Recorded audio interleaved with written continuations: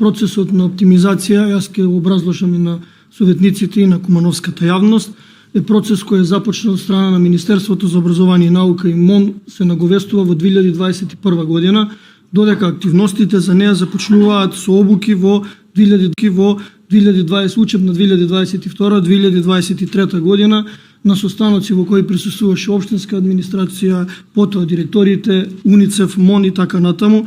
Потоа беа дадени задолженија да се изготват индивидуални планови во кои беа одржани состаноци со директорите, во кои секој училиште има изготвено повеќе планови. Има што значи оптимизација. Тоа е процес на балансирање на паралелките или баланс на бројот на учениците, затоа што во Куманово имаме широка мрежа на училишта во кои спаѓа 21 субјект или настава се изведува вкупно во 49 објекти. Од овие училишта некои немаат, но повеќето имаат подрачни училишта, вкупно 18 се на територија на општина Куманово. Подрачни училишта во кои има помал број на ученици во однос на централните. Имаме училишта во кои имаме во централно градски училишта паралелки со 30 ученици, меѓутоа имаме и паралелки во руралните средини каде што бројат до 5 чисти паралелки или учат во комбинирана настава, пошто Министерството смета дека комбинирана настава треба да биде заменета со следење на настава во чисти паралелки. Со години наназад демографската структура, како и во широко во Република Македонија, така и во Куманово се менува. Процесот на миграција не запира, се зголемува. Наталитетот е... Вика, он има пример, и вика, да се собереме, да се видиме у понеделник. Да, ќе му го управljamo и него. Много е битен, да.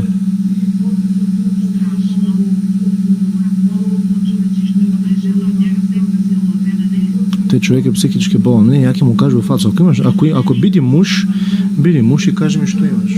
Чекај.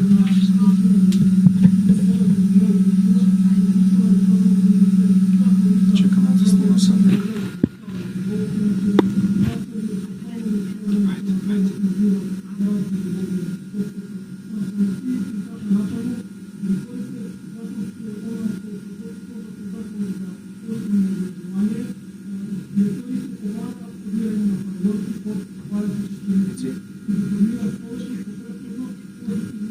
Слушали се одмор. До МОН веќе стигна допис во кој се бара од училиштата да бидат опфатени оваа учебна година прво оделение и шесто оделение. Значи прво оделение кога се формираат паралелки и шестото оделение на одан преоден период помеѓу оделенска во предметна настава да се направи оној баланс за да имаме еден минимум 20 ученици и онаму каде што е ограничено со превоз или руралните средини да ги искомбинираат директорите. Директорите го сторија тоа. Попретходно беше одржан состанок на кој беше поканата и Комисијата за образование, имаше и советници тука од Советот, во кој присуствуваа представници на УНИЦЕФ и на МОН, во кој беа дадени насоки.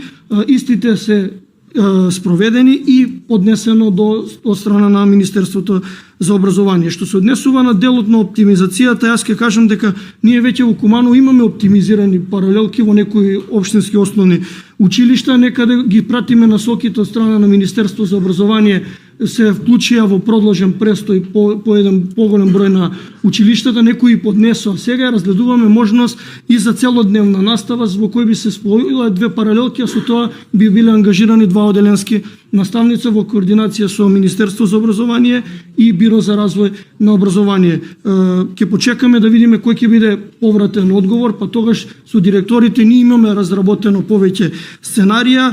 Во средните училишта е факт, сакам да го истакнам тука, дека веќе трета година поред поради малиот упис на ученици во прва година се испразнија гимназиите во споредба со стручните училишта, таму пак се намали третиот степен, меѓутоа гимназиските училишта и гимназијата Гоце Делчев и гимназијата Сами Фрашери од 10-11 паралелки спаднаа на 7 паралелки, ова е четврта година поред. Што се однесува до наставен кадар, гледаме секоја онаа можност, значи ние сме загрижени се и директорите, меѓутоа гледаме секоја онаа можност по оној редослед на упразнето место. дали тоа ќе биде по старосна пензија, отказ и така натаму, да биде пополнето со веќе постоечки наставен кадар, со изборни предмети и сето она што значи да се задржи наставникот на своето работно место. Дополнително од страна на Министерството за образование е доставен допис во кој оделенските наставници на кои ќе им недостасуваат часови можат да бидат и образовни асистенти,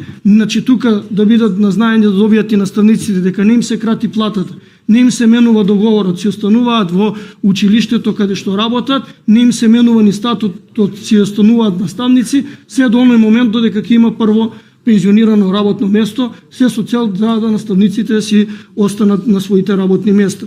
Што се однесува до уписот во прво оделение, што е нас круцијално значено, од година на година ни се намалува. Оваа учебна година заклучно со месец јуни, иако не е заклучен уписот, се уште се запишуваат ученици затоа што имаме родители кои се на привремена работа во странство и со нив се и учениците се запишани вкупно 863 ученици во споредба со минатата учебна година, значи во месец јуни тука е 860, минатата учебна година се има запишано вкупно, значи за учебната 2025-26 904 ученици и она што сакам да го истакнам тука, за оваа учебна година вкупно 772 ученици се запишани во централна училишна зграда во споредба со подрачните училишта во кои 91 ученик. Еве таа голема разлика која се јавува при упис во првото оделение, од кои ни зависат директно и паралелките. Како што реков, одржани се повеќе состаноци со директорите, во контакт сме со Министерството за образование и наука и чекаме повратна информација, треба да се изјасни Министерството во однос на паралелките во прво и шесто оделение, пошто истите ќе бидат ставени на некои од следните седници на дневен ред, каде што Советот треба да даде позитивно мислење, по претходно избавено позитивно мислење од страна на ресорното министерство. Ви благодарам, се извинувам малку што бев долг, сакав да образложам детално, доколку треба појаснување, ќе одговорам. Благодарам. Раководител, едно кусо подпрашање, кога очекуваме МОН да одговори? Па, како и да е, Министерството треба да одговори во тековниот месец јули, бидејќи во август веќе знаеме дека имаме седница на Совет при крајот каде што се донесуваат годишните планови и извештаи на училиштата, тогаш го одговараат и за средните училишта, така да очекуваме позитивен или негативен, како мисли Министерството, одговор да добиеме тогаш, пошто истите ќе се најдат и тука пред советниците. Се надевам дека она што беше пуштено како шпекулација дека затворени на училиште сега за оваа година во Куманово нема да има, но гледам во општините во Македонија веќе тргна на тој чекор каде што поедини училишта веќе се затвораат.